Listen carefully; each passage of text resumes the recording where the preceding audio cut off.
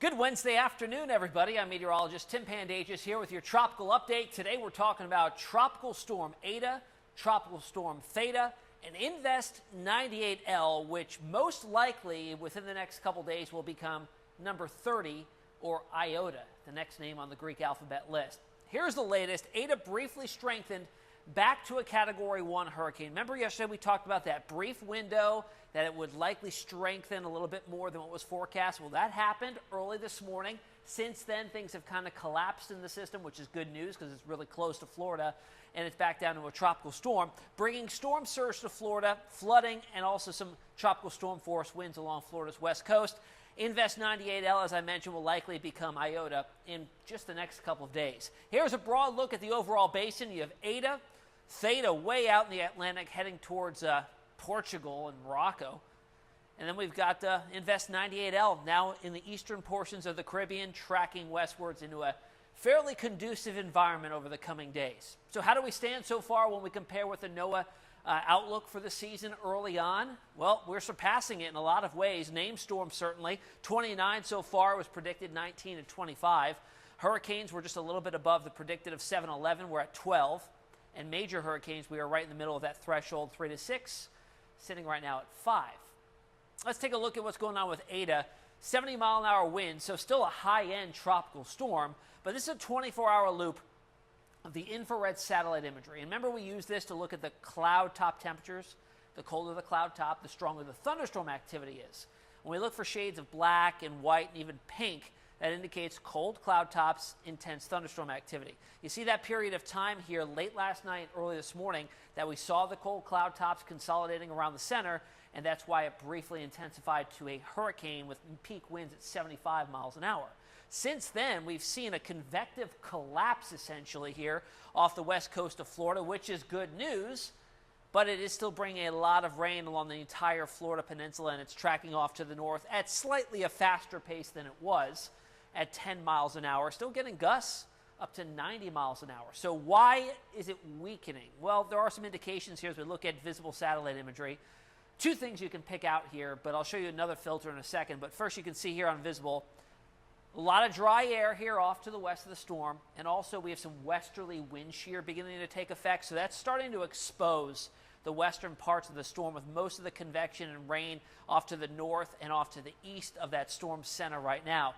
Looking at water vapor imagery, you can really see where that dry air is. The rust colors, the yellows, and some of that dry air has been entrained into the system, and it's beginning to eat away at its overall structure. So if this continues, we're going to see this down to a tropical depression in a short while. And on top of that, it is expected to make landfall now, a shift east of where it was. Yesterday, we were looking at a landfall somewhere up along the panhandle of Florida. Now that is far off to the east here, just to the north of Tampa as a tropical storm. Likely by early Thursday morning, it moves over Florida, reemerges back off the southeast coast of the United States. Doesn't really look like there's enough of an environment that would be conducive for it to reorganize here, as it's moving fairly quickly off to the east-northeast as a tropical depression and farther away from the U.S. east coastline. Right now, there are tropical storm warnings up for most of the west coast of Florida.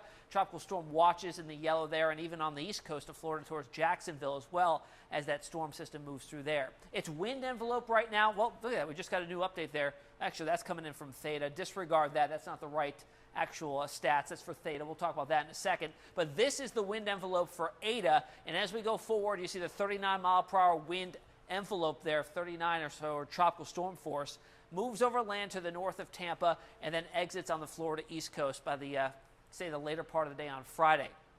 In terms of rainfall, overall, we're going to see a good amount of it, especially along the southeast coastline. A lot of this has to do with the cold front coming on in, moisture surging northwards, and the atmosphere is essentially wringing out a sponge over the Carolinas and into southeastern Virginia, and still got some rain coming on down from Eta in Florida. All right, now let's jump over to Theta, far out in the Atlantic right now, 60-mile-per-hour winds, gusts still under hurricane force, but it is moving away from any land. However, there are some islands in here. I had some comments on the YouTube channel yesterday that there are some areas that will get impacted, but this is likely in the longer term.